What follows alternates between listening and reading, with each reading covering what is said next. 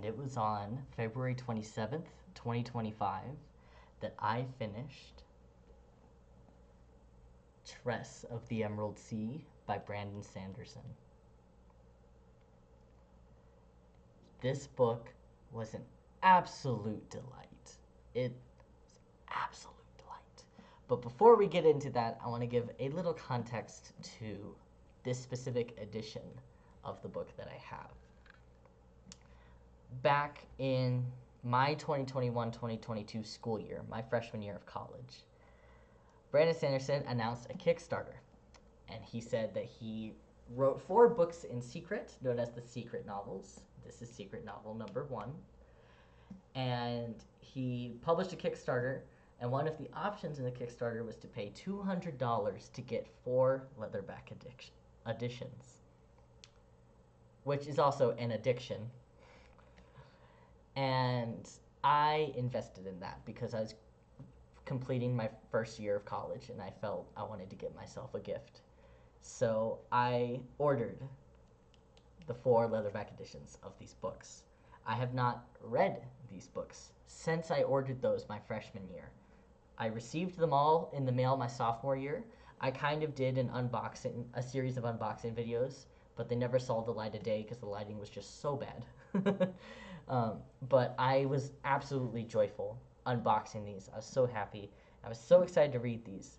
But I told myself I would read the Cosmere first. And so I have been looking forward to these books for so long. So long. And it was only when I finished Stormlight Archive that I felt I knew the Cosmere well enough to dive into the secret novels. And yes, I realize not all of the secret novels are in the Cosmere, but I wanted to read them all together.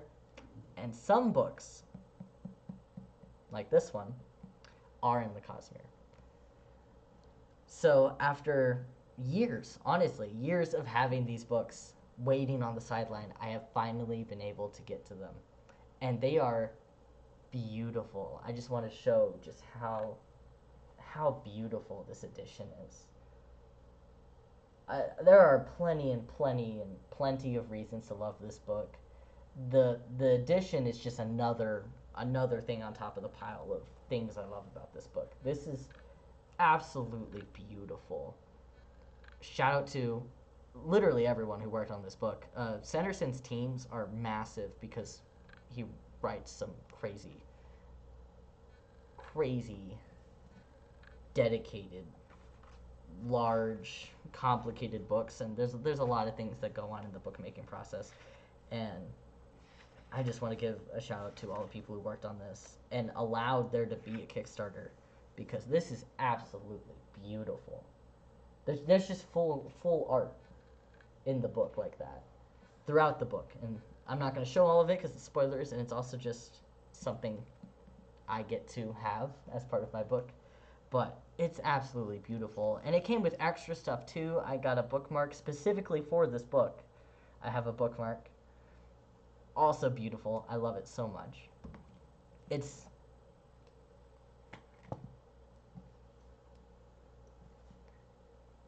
is crazy. I have never heard of anything like this happening before Sanderson, and I've noticed a lot of authors are starting to follow what he's done. So I just have a lot of respect for the secret novels. And the other important thing that comes with how these arrived in the mail is that I know nothing about them. Before picking them up, before I picked up this book, I knew nothing about this book. Not a single thing. I didn't even know if this book was in the Cosmere or not. And that made it all the more delightful to read. Sanderson once talked about how he envisioned a day where you just get a book in the mail and it's like you don't even see the cover, you don't see anything about it, you just read it. And I have so much respect for that. I did that with this book, and it was absolutely, again, a delight. I'm going to keep saying that throughout this video because it was just so fun, and it made me so happy. I distinctly remember reading chapter 1 of this book. I opened it up, and I was going through all the art, and I was like, oh, this is so beautiful. And I started chapter 1, and I started grinning so fast. I was so happy. My roommates commented on it. I was just grinning down at the book, and they were like, "Why are you like smiling so much?" And I was like, "This is a beautiful book." Like, I instantly fell in love with this book. I was in love with this book the entire read. The entire time I was reading it, there was not a doubt in my mind that I would love this book. And I think that says a lot about not just Sanderson and his writing style, but this book in particular. It's just it's just such a good book.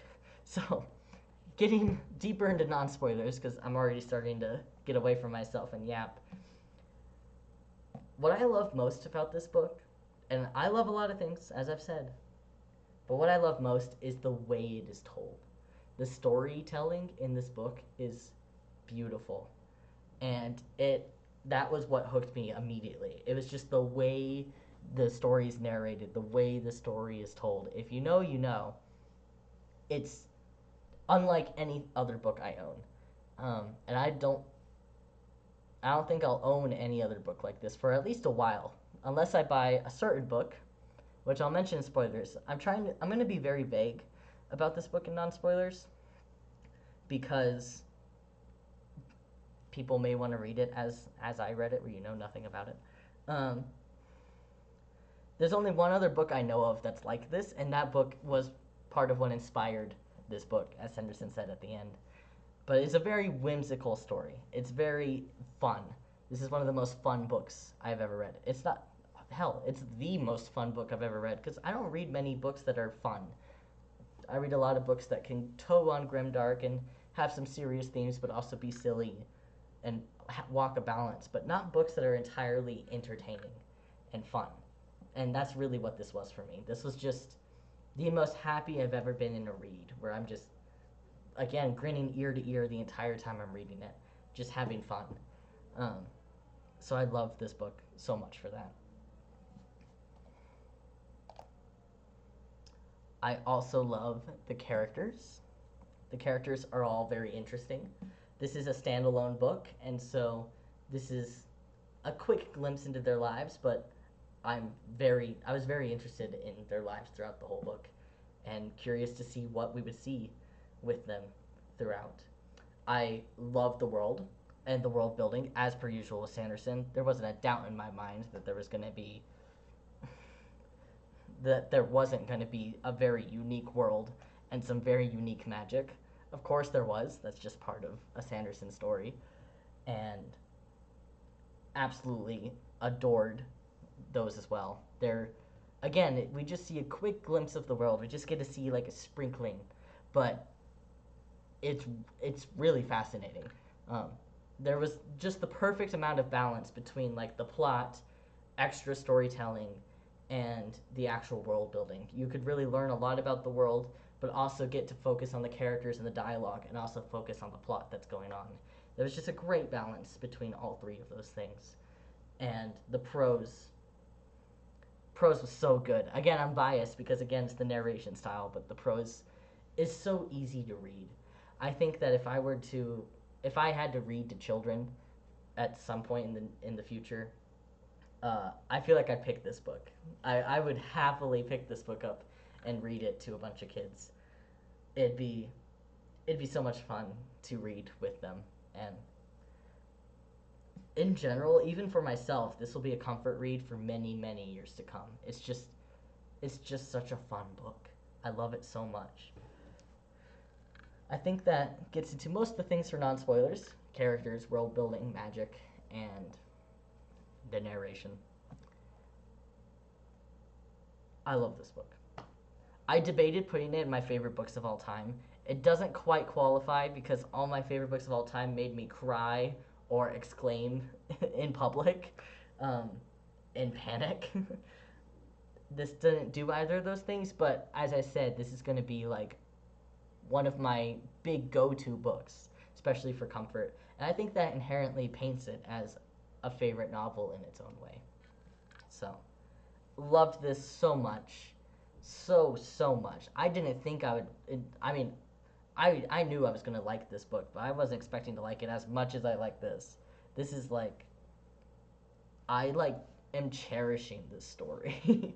It's so good.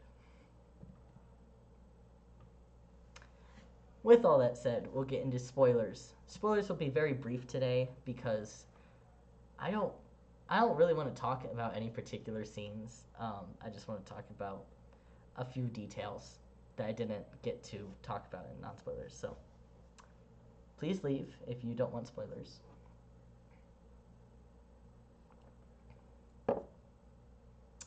Spoilers.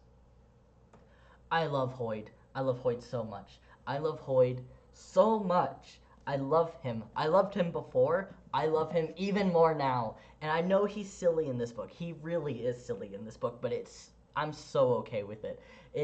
It's really it works well. It works very well for this book. And it still feels in character for him even though he's out of character. It makes a lot of sense, and it shouldn't make sense, but it does make a lot of sense. It's just so clean. It's so well done. It's so fun and entertaining, as I've said way too many times in this video already. Hoyd as a narrator is one of my favorite things ever. Like I can't even I loved him as a narrator for this book. I love his little details, his little Cosmere hints given here or there. I love all of his character development that we get from this book. Get to see him cursed in the background. Quite the fashion choices he was making. Socks and sandals. I'm kidding. I almost judged Hoyd, but I can't judge Hoyd. I love him too much as a character. He is just one of my favorite characters I've ever read in anything ever. And he does get a slight advantage because he's in so many books I've read, coincidentally. But I loved his narration, and I love his narration created a dynamic between all the characters in a way. There was the actual dialogue between the characters, which was entertaining, and then there was also Hoyd's dialogue of the characters, which is also entertaining. I don't know if that makes sense, but it's not just the words that are said between the characters, but also the way Hoyd tells you about the words tells you a lot about the characters themselves. So it's just a really, really efficient, not just entertaining, but efficient narration for this book.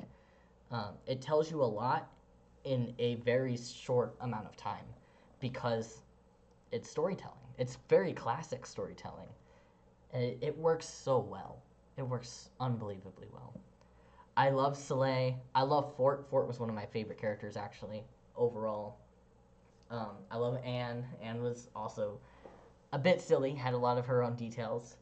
I wasn't expecting Xyces the dragon. I was not expecting a dragon in this book, so that very much caught me off guard. I had no idea how they were going to resolve the Captain Crow issue. That was definitely not what I was expecting, but if it works, if it works. The Xyces conversation was very interesting to me. It wasn't even just very interesting, like, I was entertained. So, I was just like, I was like, we get a glimpse at a dragon in the Cosmere? Okay. I was like taking mental notes frantically in my mind. I was like, oh, especially again how Hoyd narrated about the dragon. It tells you a lot about the dragon itself. Ulam was very silly. Loved Ulam as well. He's just, especially his dynamic with Hoyd, of course. Again, I'm a bias because I love Hoyd, but like, Ulam's dynamic with Hoyd was so funny. I'm pretty sure I laughed out loud when I read that part of the book. I was like, of course he's taking notes of like the most silly things Hoyd has said. I love Tress. Tress is a great main character. And I love all of Hoyd's commentary on Tress being the main character. That's where a lot of the themes of this book come out. And that's something that Sanderson does an awful lot, which I don't get too many chances to talk about. But there's a lot of like very good quotes or like very important messages that are like hidden throughout his books. And this one had a lot on Tress as a character and the emotions she's going through, the changes she's going through, and her reflecting on what is going on in her life and how she interacts with people and who is a real hero. So I really liked all of those things. It's very fitting again of the storytelling format. it just makes a lovely, lovely book. The spores are absolutely fascinating. I was actually expecting to see more of them, but we didn't see all of them. So now I'm curious. I don't know if we'll ever get to know, but the spores we do get to see, sunlight, rosite, the midnight, crimson, verdant. Am I missing any? Those are all the ones I can remember right now. All of those are very interesting, and I love like a lot of the dynamic going on. And metal was related again. There's a lot of metal in his series. Just saying. Um, Very interesting, and seeing Tress quickly become her own kind of like engineer or scientist was very entertaining.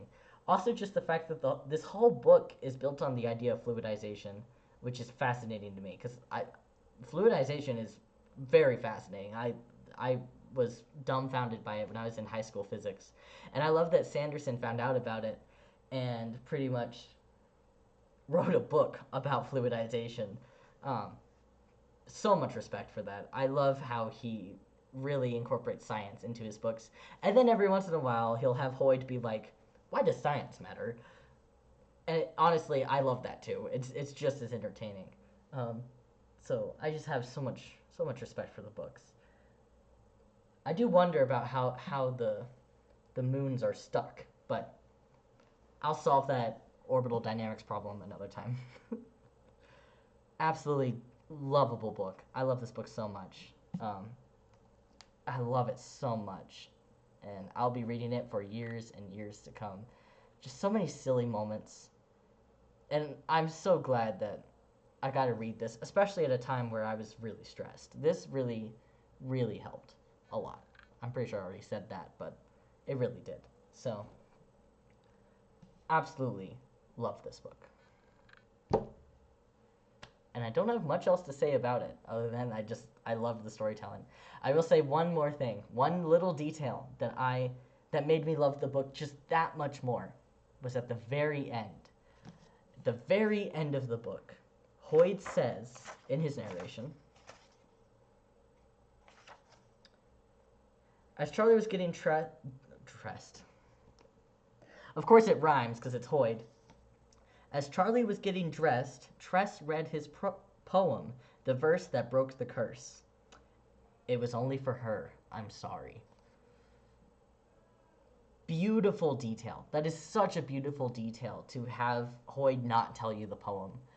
I don't have the words to say why it's such a good detail. It just is. It feels right. It feels so right to have him say it that way. He has the rhyming in the previous sentence, and then that sentence just says, "It's only for her. I'm sorry." Like it's so deadpan that it shows how serious Hoyd is being. He understands what is the right story to tell and what is the wrong story to tell. So I love that. It's such a small detail, but it really made the end satisfying for me. It really did. So I loved that as well. Also, the sorceress using a laptop was very funny. We just have tablets and laptops casually from another planet. What planet could that be? um, I appreciated that as well. That was very fun. So, Tress of the Emerald Sea by Brandon Sanderson. You might be wondering what's new and what's next. I thought about reading the next secret novels, which are down here, right there. However, I need to take a break from fantasy. I've read too much fantasy in a row, and it's time. It's time that I read something else. So, before we continue with our fantasy, I have two books that I plan to read. We'll see. We'll see what happens. The first one is House of Suns by Alastair Reynolds. This will be my first Alastair Reynolds book, and this will be me getting a feel if I like the author or not. He is a science fiction writer. You could probably tell from the cover. And this is one of his standalone books. I know nothing about the book other than it's sci-fi and standalone. And so we'll just be diving in and see what what's going on in the House of Suns. We'll see. The other book I will be reading whenever I have the chance is Legends and Lattes, which the sheer amount of people who have recommended this book to me, it is as much as people have recommended Sanderson to me. People have been getting on me to read this book for so long now. It's time. People are getting really upset that I haven't read it yet. So, I'm investing in Legends and Lattes. I know it's fantasy, but it doesn't count because it's queer romance enough that I'm gonna give it a pass and count it as taking a break from fantasy. Because this book is also, as far as I know, not as serious as all the rest of the books I read. So it would probably be a break, just like Tress of the Emerald Sea was a joyful, delightful little break from a lot of the serious fantasy that I read. So these are the two books that I will be investing in for the next while. I am also still reading Mistborn actively. I am a third of the way through the first book. Yeah, I'm a third of the way through the first book on top of reading this and Witch King. Don't ask me how. I just really started cranking out reading randomly for the last week and a half to 2 weeks. It's crazy how much reading I've done in the last week. Speaking of, this is the first time in years that I have finished 3 books in 1 month, which is unbelievable for me. It's been a long time, and I have never been so enthusiastic about like getting the next book. So I just want to say that I'm feeling really good right now about books, and hopefully this means that I can start knocking out some other series that I've had on my shelf for quite a long time. So we'll get to these standalones. We might even finish the 4 secret novels as well. And maybe Lost Metal. If I finish my Mistborn reread, I'll try to get to Lost Metal. But once all of these things are done, I think it'll be time to crank out another big fantasy series. I just have to pick out which one. So that's what's coming up. A lot of books. A lot of very different books, in fact.